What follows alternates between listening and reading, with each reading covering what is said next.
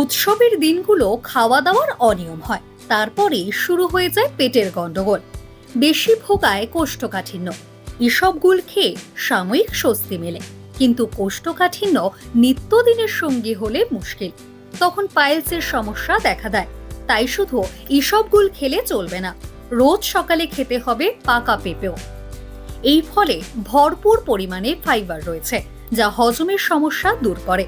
এছাড়াও পাকা পেঁপের মধ্যে পাপাইন নামের এক ধরনের যৌগ রয়েছে।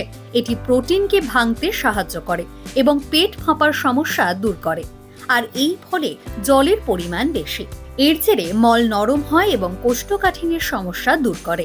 তাই কনস্টিপেশন দূরে রাখতে ব্রেকফাস্টে পাকা পেঁপে খান। পাকা পেঁপের স্মুদিও খেতে পারে।